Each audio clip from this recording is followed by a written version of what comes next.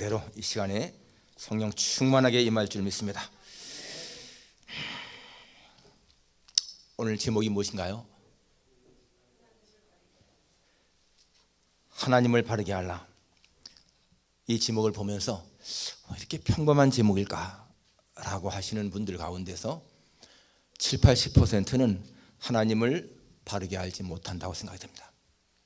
그리고 정말 이 말씀 앞에서 마음에 옷깃을 여미면서 이거 정말 하나님 주시는 엄청난 권면이구나 라고 하시는 분은 진짜 겸손한 분이고 복 있는 분인 거예요.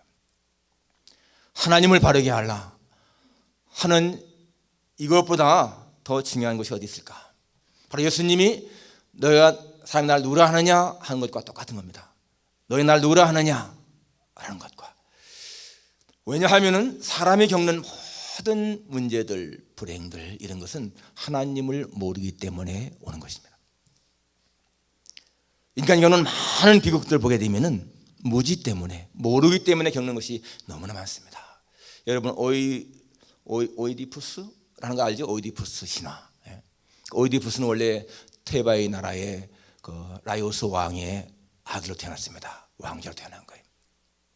그런데 태어나기 전에 신탁이 신전에 가서 물어보니까 이 아이는 자기 아버지를 죽이고 어머니와 결혼할 사람이다. 이런 운명이다라는 신탁을 받습니다. 그래서 이 아버지와 엄마가 그 아이를 신화를 시켜서 산속 깊은 곳에 버리라고 하는데 이 신하가 너무나 불쌍해서 그 이웃나라 고린토스 나라의 목동에게 그 아이를 주어요. 그런데 이 목동이 고린토스 아이가 없는 왕에게 바칩니다. 그래서 이 고린토스의 왕자로 성장하는 거예요. 그런데 나중에 이 오이디푸스라는 말은 발이 부은 자 뜻인데, 발이 부은 자, 이 버릴 적에 이 발을 묶어가지고 버려서 발이 부었습니다. 그래서 이 잘했는데 또 신탁을 제가 알기를 자기는 아버지를 죽이고 엄마와 결혼할 사람이다. 이 사실을 알고는 집을 나가는 거예요. 궁궐을 나가서 이제 방황하죠. 그리고는 자기의 원래 나라 테베의 그 이웃나라를 가서 그 삼거리에서 4명이 지나가는데 그 사람과 시비가 붙어서 그 중에 3명을 죽이는데 거기에 자기 친아버지 라이오스 왕이 있었어요. 그 사실을 알지 못하죠. 그리고는 이제 우리가 아는 것처럼 그 스핑크스 수수께끼를 풀지 않습니까? 아침에는 4발로, 점심에는 2발로, 저녁에는 3발로 하는 것이 뭐냐? 이 스핑크스가 그렇게 사람들 많이 죽였는데 그걸 딱 풀었습니다. 사람이다 라고 해서 그 스핑크스를 이겨고 죽였습니다. 그러니까 그 나라에서는 왕은 이미 살해당했고 죽었고 누군지 모르겠지만은 누구한테. 그래서 이제 이 오이디푸스를 왕으로 세웁니다. 그리고는 자기 어머니와 결혼하는 거예요. 왕비와. 그리고 거기서 아들 둘 낳고 딸 둘 낳습니다. 행복하게 살아가는데 전국의 병이 돌기 시작하는데 신탁에 가서 신이라 가서 물어보니까 선왕 라이오스 왕을 죽인 범인을 잡아 처벌해야 된다. 그러니까 이 사람은 자기는 원래 고린토스의 왕자로 성장했으니까 그래서 아주 그 범인을 찾아내기 위해서 최선을 다합니다. 나중에 그렇게 하는 과정에서 범인이 자기인 것을 알게 되는 거예요. 그러니까 그 어머니 이오카스테는 그냥 자살하고 이 오이디푸스는 그 어머니에 있는 그 브로치를 빼가지고 눈을 찌르고 그래서 자기 딸과 같이 방랑사원하다가 죽는다. 그게 이제 그 오이디푸스의 비극인데 여러분 보십시오. 이 오이디푸스가 자기 아버지를 알았으면 죽였겠어요? 어머니를 알았으면 결혼했겠습니까? 모르기 때문에 그런다는 거예요. 오늘 우리가 성경에서 여러분 이 2절 말씀 보십시오. 사람들이 너희를 출교할 뿐 아니라 때가 이르면 물은 너희를 죽이는 자가 생각하기를 이것이 하나님을 섬기는 일이라 하리라. 하나님의 아들 예수님을 따르는 사람들을 죽이면서 이것이 하나님을 섬기는 일이다 라고 한다는 것입니다. 여러분 그런 사람의 대표가 누굽니까? 사도 바울이잖아요. 사도 바울은 스데반을 죽일 적에 앞장섰습니다. 하나님을 섬겨야 되는데 이 이단의 괴수 예수를 추종하니까 이 스데반을 죽일 때에 여러분 이 바울의 옛날 이름 사울, 이 사울의 마음속에는 스데반을 죽이면서 스데반 너는 마땅히 죽어야 돼. 너 같은 자는 없어야 돼. 응? 그렇게 이단을 따라가 하면서 당연하게 생각했을 겁니다. 그리고는 그것만 아니라 예수님의 사람들 다 잡아들이려고 저 다메섹까지 가는 길에 한낮에 대낮에 음성을 듣습니다. 사울아 사울아 네가 왜 나를 핍박하느냐? 그때에 이 사울이 고꾸라지지 않습니까? 주여 누구십니까? 나는 네가 핍박하는 나사렛 예수라. 여러분 그 당시 그때의 사울의 심정을 생각해 보십시오. 분명히 들리는 그 음성은 사람의 소리가 아닌데 하나님의 음성인데 나는 네가 핍박하는 나사렛 예수다 할 때 여러분 사울의 모든 것은요 내면에서부터 다 무너진 거예요. 자기가 생각했던 그 신앙, 이 사람은 여러분 무식자가 아닙니다. 최고의 지식인이고 율법에는 정통한 사람이고 누구보다 하나님 잘 믿는다고 자부한 사람입니다. 그런데 자기가 하나님을 잘 믿는다고 했는데 하나님을 대적하잖아요. 하나님을 잘 믿는 하나님의 아들 예수를 갖다가 그렇게 핍박을 했고 얼마나 끔찍한 일입니까? 그래서 이 바울의 일생이 변했습니까? 나중에 고백하기를 내가 전에는 비방자요 폭행자요 회방자였는데 그때는 내가 믿지 아니할 때 알지 못하고 행했다라고 말합니다. 알지 못해서 한다는 거예요. 알지 못해서. 여러분 본문 3절도 마찬가지입니다. 그들이 이러한 일을 할 것은 아버지와 나를 알지 못함이라. 하나님과 예수님을 모르기 때문에 예수님 사람들을 그렇게 핍박한다는 거예요. 여러분 오늘 여러분 자신을 한번 마음에 생각해 보십시오. 내가 하나님을 정말 잘 알고 있을까? 여러분 스데반이 스데반을 죽을 때 이 사도 바울 사울이 자기가 하나님을 모른다고 상상이나 했겠습니까? 자기만큼 하나님을 아는 사람이 어디 있을까? 하지 않았겠어요? 그런데 실제는 몰랐던 겁니다. 우리도 마찬가지입니다. 지금 내가 하나님을 잘 안다고 생각할지 모르지만은 실제요 그것은 예수님이 인정해야 돼. 예수님이. 예, 나는 예수님 하나님의 아들로 믿습니다. 확실하게 믿습니다 라고 고백한 날지라도 여러분 예수님이 인정하지 않으면 소용이 없습니다. 내가 아무리 말해도 소용이 없다는 거예요. 사실 베드로도요 저는 그리스도죠 살아계신 하나님의 아들입니다 라고 고백했지만은 금방 뭐라고 했습니까? 예수님이 십자가에 죽으신다니까 그리 하지 마십시오. 절대 그럴 수가 없습니다. 주여라고 불러놓고는요 자기가 주인처럼 행동하지 않습니까? 예수님을 종처럼 말하잖아요. 그게 우리의 신앙이라는 거예요. 오늘 우리 자신의 내면을 보면서 정말 내가 예수님을 확실하게 믿는가? 하나님을 확실하게 알고 있는가? 마가복음 7장에 보니까 나더러 주여 주는 자마다 다 천국에 갈 것이 아니라 하늘에 계신 내 아버지의 뜻대로 행하는 자라야 들어간다. 하나님의 뜻대로 행하는 자라 들어간다. 여러분 로마서 10장 13절에 보니까 누구든지 주의 이름을 부르는 자는 구원을 얻으리라 그랬습니다. 그런데 여기서는 또 주여 주는 자마다 천국 갈 것이 아니다 라고 말했습니다. 성경이 모순되나요? 로마서에 나온 주여 주님을 부르는 자 여러분 그 사람들은 진짜 믿음 가진 사람들이고 주여 주여 하는데 천국에 못 가는 사람들은 가짜 믿음자라는 거예요. 가짜 믿음. 예수님 말씀했습니다. 그때 많은 사람이 와서 말한다. 주님 내가 주님의 이름으로 선전을 했습니다. 오늘 말로 말한다면 주님 내가요 그래도 목사예요. 주님 내가 주님의 이름으로 귀신을 쫓아냈습니다. 내가 능력을 행했습니다. 많은 권능을 행했습니다. 병자 고쳤습니다.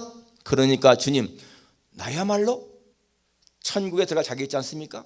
확실하죠? 그런데 주님 말씀에 뭐라고 했어요? No 아니야. 내가 너를 도무지 모른다. 불법을 향한 자들아 내게 떠나가라. 어떻게 여러분 예수님의 이름으로 선지자 노릇을 하고 예수님의 이름으로 귀신 쫓아내고 예수님의 이름으로 많은 권능을 행했는데 왜 예수님이 모른다고 할까요? 하나님의 뜻대로 한 것이 아니라는 거야. 불법을 행했다라고 하는 말은 무슨 말입니까? 불법, 하나님의 법대로는 것이 아니라는 거예요. 자기들의 욕심, 자기의 욕망을 따라 했다는 것입니다. 겉은 예수님의 이름 내세웠지만은 사실은 예수 하나님의 일이 아니라는 거예요. 제 친구 목사가 부흥사인데 이 친구 목사가요 부흥에 가서 한국에서인데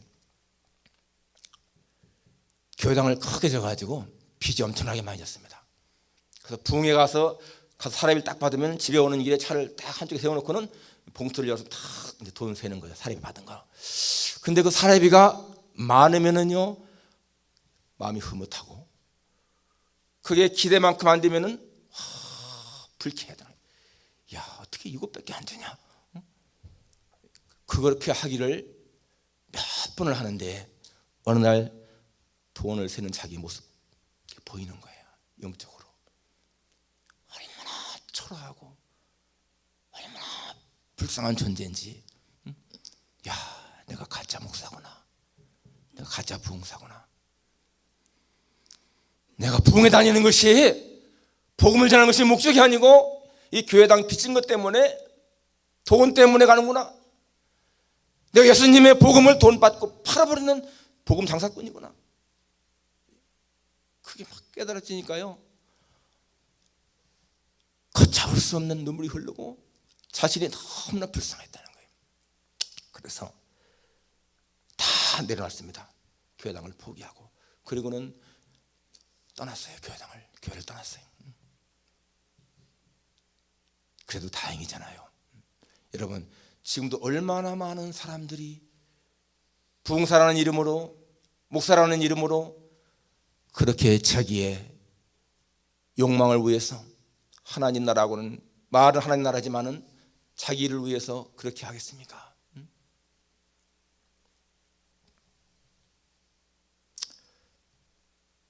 계시록 3장에 보게 되면은 라오디게 교회를 향해서 하나님 말씀하십니다. 내가 내 행위를 안다. 네가 차지도 않고 뜨겁지도 않다. 나는 네가 차든지 뜨겁지 하기를 원한다.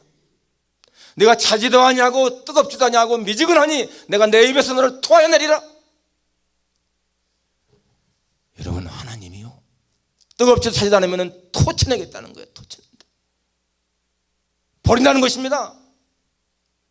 그들은 말하기를 나는 부자라. 부에서 부정할 것이 없다. 그렇게 했습니다. 그런데 하나님 보실 적에는 네 권고한 것, 가련한 것, 가난한 것, 눈먼 것, 벌거벗은 것을 알지 못한다 라고 했습니다.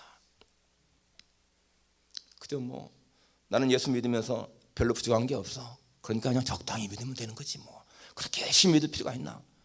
미지근한 신앙이라는 게 미지근한 신앙. 미지근하면 어떡하고요? 토해낸다니까. 예수님이 토해낸다니까요. 얼마나 무슨 말입니까? 차든지 뜨겁든지 하라는 거예요. 그 다음에 뭐라고 말씀하십니까? 그렇기 때문에 불로 연단한 금을 사서 부유하게 해라. 네가 가진 돈 때문에 부자가 아니고 금 같은 믿음을 가져야 부자다 이 말이에요. 금 같은 믿음 가져야. 그리고 신옷을 사서 입어서 벌거벗은 수치를 가려라. 하나님을 모르니까 사람들이 얼마나 음란한가, 얼마나 죄를 많이 짓는가. 벌거벗은 수치를 모른다는 거예요. 그리고 안약을 사서 발라서 보게 해라. 영적으로 좀 보라 이 말이에요. 영적인 세계를. 하나님을 알지 못하기 때문에 사람들은 죄를 지어도요 심상치 않게 그렇게 합니다. 이렇게 불로 연단한 금을 사서 부유하게 하고 신을 사서 입어서 수치를 가리고 안약을 사서 바르는 그것이요 하나님을 바르게 아는 사람들의 모습이라는 것입니다. 오늘 여러분 오늘 2절에 보면은 예수님 하시는 말씀이 너희를 죽게 할 뿐 아니라 돌로 너희를 죽인다 이렇게 말씀하시는데, 그렇게 어려움을 당하는 그들에게요 그러면 내가 너희들 면하게 해주겠다 이런 말씀이 없어요. 피할 길을 주겠다 이런 말씀이 없습니다. 이게 무슨 의미입니까? 우리에게 오는 고난은 당연한다는 거예요. 환난을 면할 길이 없다는 것입니다. 여러분 예수님도 환난 면하고 싶었습니다. 그렇기 때문에 하나님 나 이 십자가 싫습니다. 좀 그냥 지나가게 해주십시오. 그러지 않았습니까? 그런데 하나님은 예수님의 그 기도 면하게 해주지 않았다는 얘기예요. 그것은 무슨 말입니까? 우리는요 누구든지 다 내게 오는 이 환난은 내가 반드시 받아야 된다는 것입니다. 받아야 된다. 그렇기 때문에 여러분, 내가 올바르게 살고 정직하게 살고 하나님 말씀대로 산다고 해서 고난을 면하는 것이 아니라는 것입니다. 내가 진짜 하나님 말씀대로 그렇게 살아도 반드시 고난은 있다는 거예요. 우리가 때때로 착각할 때가 있습니다. 나는 잘 하나님을 믿고 하나님 앞에 죄진 게 없는데 왜 이런 고난을 당하게 할까? 하나님 왜 나에게 이러한 시련이 있게 하십니까? 내가 뭐 잘못했습니까? 여러분, 이렇게 질문하는 것은요, 아직 믿음의 수준이 나타나는 얘기예요. 아무 잘못이 없어도, 죄 지은 게 없어도, 하나님을 잘 믿어도 고난은 당하게 되어 있다는 겁니다. 욥 보십시오, 여러분. 욥이 죄가 졌나요? 욥이 뭐 잘못한 것이 있어서 그렇게 많은 고통을 당했나요? 그렇지 않잖아요. 그러니까 우리가 정말 기억해야 됩니다. 내가 하나님 말씀대로 살아도 환난을 당할 수가 있다. 지난주에 제가 이정훈 교수에게 했는데 그분이 뭐라고 했습니까? 한국 사회를 망하게 하는 것, 나쁘게 하는 것은 기독교 신자니까 이 교회를 다 없애야 돼. 그리고 교회를 핍박하고 파괴시키기 위해서 했다니까요. 그 뒤에 누가 있습니까? 사탄의 역사가 있는 거예요. 그러니까 사탄은 예수 잘 믿는 사람들도 끊임없이 괴롭히고 시험을 주고 죽이려고 한다는 것입니다. 그렇기 때문에 우리가 무언가 잘못하기 때문에 어려움을 당한다, 그것이 아니라는 거예요. 여러분, 오늘 본문의 예수님은 사람이 너희들 죽인다, 출교한다라고 하시면서도 어떤 길을 안 말씀하시는데 마지막 절 보십시오. 16장 33절에 보니까 이것을 너에게 이르는 것은 너희로 내 안에서 평안을 누리게 하려 함이라. 세상에서는 너희가 환난 당하나 담대하라. 내가 세상을 이겼노라. 세상에서는 환난을 당한다는 거예요. 그렇지만 어떻게 하라고요? 담대하라. 담대하라. 내가 세상을 이겼다. 왜? 최후는 승리하게 되었다고 말입니다. 최후는 이기게 되어 있다. 환난을 당할 때에 두려워하고 떨고 그럴 것이 아니라는 거예요. 담대하라. 여러분, 믿음 있는 사람과 없는 사람의 차이가 무엇입니까? 믿음이 없는 사람은요, 어려움을 당할 때에 원망합니다. 불평합니다. 왜 하나님은 이렇게 나에게 어려움을 주십니까? 라고 불평하는 거예요. 그러나 믿음 있는 사람은 여기 말씀대로 담대하게 나갑니다. 하나님을 향한 원망이 아니고 내가 이것을 이겨나가리라, 하나님 도와주신다 라고 하는 그러한 믿음이 있다는 것입니다. 여러분, 아우슈비츠 수용소에 수많은 사람들이 죽어갈 때에 어떤 사람은 하나님을 원망했습니다. 하나님이 살아계시다면 왜 우리 민족 유대인들 이렇게 죽입니까? 정말 하나님이 살아계십니까? 하고서 그렇게 항의한 사람도 없잖아 있습니다. 그런데 여러분, 그 수용소 벽에 쓰여있는 낙서 가운데서 God is here now with me. 하나님은 지금 여기 나와 함께 계시다 라고 쓴 낙서가 있습니다. 그 사람은 하나님을 바르게 하는 사람인 거예요. 하나님은 말씀했습니다. 내가 너를 절대 떠나지 않겠다. 내가 영원까지 너와 함께 하겠다. 내가 너와 함께 하겠다 라고 하는 이 약속의 말씀을 붙잡은 사람은 거기가 감옥이든지 수용소든지 궁궐이든지 초막이든지 그게 문제가 없는 거예요. 여러분, 정말로 사랑하는 사람과 같이 있으면요, 그 사람과 죽어도 후회가 없다, 그런 마음입니다. 여러분이 정말 사랑하는 사람 옆에 같이 있을 적에 그런 거 마음 안 들었습니까? 저는 그런 거 많이 느꼈습니다. 내가 정말 사랑하기 때문에 이 사람과 같이 죽어도 여한이 없어. 그게 사랑하는 마음인 거예요. 8년 전에 2010년에 그 세상을 떠난 행복 전도사 부부 있지 않습니까? 그분들 부인은 뭐 62세밖에 안 됐고 남편은 71세였는데 이 부인 때문에 같이 죽잖아요. 부인 그렇게 행복을 많이 말씀했지만은 너무나 고통스러우니까 그것 때문에 스스로 자살했는데, 저는 자살에 대해서는 절대 동정하지 않습니다. 자살은 잘못이죠. 그러지만은 그들의 그 심정은요, 이해가 갑니다. 이해가. 정말 사랑하는 부부이기 때문에 같이 죽어도 여한이 없는 거예요. 내가 예수님을 정말 사랑한다면요, 같이 예수님과 같이 죽는다면은 아무런 여한이 없는 거예요. 하나님을 아는 사람이라면은 내가 이 수용소에서 죽는다고 해서 하나님 원망하고 그런 것이 아닌 겁니다. 왜? 죽으면 천당 가는데요. 확신이 있는데 그게 뭐가 두렵겠습니까? 그러니까 하나님을 바로 아는 사람은 하나님 앞에 원망이나 불평을 할 수가 없습니다. 여러분이 생활하면서 무엇인가 문제가 있을 적에 하나님을 향해 원망한다면요, 하나님을 제대로 하는 것이 절대로 아닌 겁니다. 이제 초등학생 자식이 갑자기 질병이나 사고로 죽었을 적에 하나님을 향해서, 하나님 왜 이렇게 죄 없는 내 아들을, 내 딸을 데려가십니까? 얘가 무슨 죄가 했다고 해서 이 어린 생명을 데려가십니까? 하나님 앞에 원망한다. 타당해 보이지만은 그 믿음은요, 유치원생 믿음인 거예요. 유치원생 믿음. 그 아이의 주인이 누군데요? 그 아이를 누가 주었는데요? 하나님이 주인이시고 하나님이 맡긴 거 아니겠습니까? 그렇기 때문에 믿음 있는 사람, 하나님을 아는 사람이라면, 하나님 내 귀여운 아들 짧은 기간이지만은 지금까지 함께 살게 하신 것 너무 감사합니다. 그 아이 때문에 하나님의 마음을 알게 됐고 그 아이 때문에 행복을 누렸습니다. 이제 이 세상을 떠난 내 아들, 내 딸 하나님 나라에 가서 평안히 살 것을 믿고 내가 앞으로 다시 만날 것을 믿습니다. 감사합니다. 그것이 하나님을 아는 사람의 마음 아니겠어요? 하나님을 안다면은 우리는 어떠한 것도 불평할 것이 없어요. 사람의 태를 열고 닫는 것이 하나님인 것을 안다면은, 여러분 그 내 자식이다 그런 것이 아니라는 거예요. 하나님이 주셨기 때문에 내가 같이 살던 것이지. 우리가 과연 여러분 얼마나 하나님을 알고 있는가 생각해 보십시오.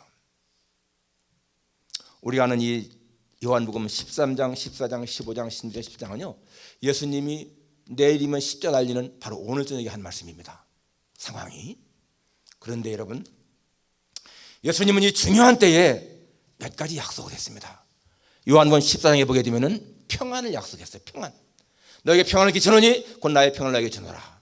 내가 주는 것은 세상이 주는 것과 같지 아니하니라. 너는 마음에 근심도 말고 두려워하지도 말라. 평안을 약속했고요. 요한복음 15장 11절에 가면 기쁨을 약속했습니다. 내가 여기서 너에게 이름은 내 기쁨이 너희 안에서 너의 기쁨을 충만하게 하려 함이라. 여러분 그런 거 보게 되면 예수님은 우리에게 평안을 누리고 기쁨을 누리기를 엄청 원하시는 거예요. 로마서 14장 11절에 보면 하나님의 나라는 성령 안에 있는 의와 평강과 희락이라. 거기도 평강, 희락, 평안과 기쁨이잖아요. 성령의 열매, 사랑, 희락, 화평. 거기도 희락, 기쁨, 화평, 평안이지 않습니까? 하나님이 우리에게 원하시는 것은 그렇게 평안, 기쁨을 누리는 거라는 거예요. 그런데 중요한 것은 뭐라고 했어요? 내가 주는 것은 세상이 주는 것 같지 않다. 주님이 주시는 평안이나 기쁨이라고 하는 것은요, 세상적으로 오는 건 그러한 기쁨, 평안이 아니라는 거예요. 세상적인 평안과 기쁨은 뭡니까? 출세할 때, 성공할 때, 잘 될 때, 지위가 높을 때, 돈 많이 벌 때, 그럴 때 얻는 기쁨, 평안인데 예수님이 주시는 것은 그러한 것이 아니다 라고 했습니다. 그런 건 차원이 다르다. 사도 바울은 여러분 그런 거를 알았기 때문에 나중에 세상적인 출세나 지위나 지식이나 학벌이나 가문이나 이런 것 옛날엔 자랑했는데 예수님 만나고 나니까 그런 것이 아무것도 아니에요. 그래서 뭐처럼 여겼다고요? 배설물처럼 여겼다고 했어.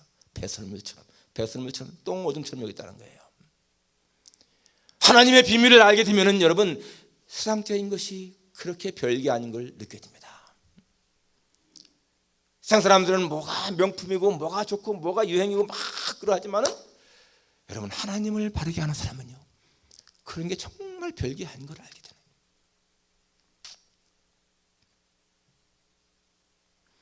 사도 바울은 그래서 매도 많이 맞고 옥에도 많이 갇히고 춥고 굶고 헐벗고 그렇게 매일 했지만은 여러분 그의 마음속에는요 세상이 줄 수 없는 기쁨과 평안이 넘쳤습니다. 그것은 무엇일까요? 어떤 기쁨일까? 영혼을 소유한 기쁨. 영혼. 이 땅에서 7, 80년이 아니고 영원히 산다고 하는 영생에 대한 확신. 진정한 자유. 진리라는 기쁨. 성령을 누리는 기쁨. 여러분, 사람은요 아무리 많이 가져도 자유가 없으면 행복이 없어요. 진리를 알지니 진리가 날 자유케한다.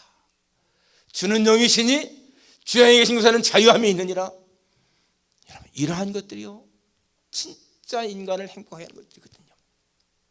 진정한 평안은 하나님에게서 오는 것입니다. 그것을 가질 때 행복하다는 얘기예요. 그런 것은요 아까 말한 것처럼 아우슈비츠 수용소에 있어도 느끼는 거예요. 여기에 주님이 지금 나와 함께 계시기 때문에, 그 생명이신 주님이, 내게 영생을 약속하신 주님이 나와 함께 있기 때문에 내가 살든지 죽든지 초월해서 속에 기쁨이 있는 겁니다. 바로 하나님을 아는 사람이 누리는 그런 기쁨이죠. 하나님을 바르게 알게 되면 죄의 문제가 해결되지 않습니까? 죄 문제, 공허의 문제가 해결되잖아요. 공허의 문제. 한국 유명한 김혜자 권사님 그 탤런트, 그분 잘 나갈 때 그런 고백했습니다. 사람들은 나를 행복한 사람이라고 국민 뭐라고 막 그렇게 치켜 올리는데 그렇습니다. 행복합니다. 그러면서 뭐라고 했어요? 마지막에 내 가슴 속에 끝모를 공허만 없다면 그랬습니다. 때때로 솟구치는 끝모를 공허감만 없다면 진짜 행복했다. 그런데 여러분, 인간은 하나님 만날 때까지는요 그 공허감이 사라지지 않습니다. 나중에 이분 올리브전 통해서 진짜 예수님 만나고 나서 그때부터는 이 끝모를 공허감이 살아있다고 고백하지 않습니까? 여러분이 지금 무엇인가 공허감을 느낀다면은, 인생의 허물 느낀다면은요 예수님을 확실하게 만난 증거가 아닙니다. 예수님을 분명하게 만난 사람은 그 마음속에 공허감이 메꾸어지게 돼 있어. 메꾸어지게. 왜냐하면 하나님은 인간을 창조할 적에 예수님이 아니면 채울 수 없는 공백을 만들어놨는데, 여러분 예수님 만나게 되면 그 공백이 꽉 채워지거든요. 뭔가 사는 게 험하다, 뭔가 공허감이 있다, 그러면은 아직 예수님 만난 것이 아니라는 거예요.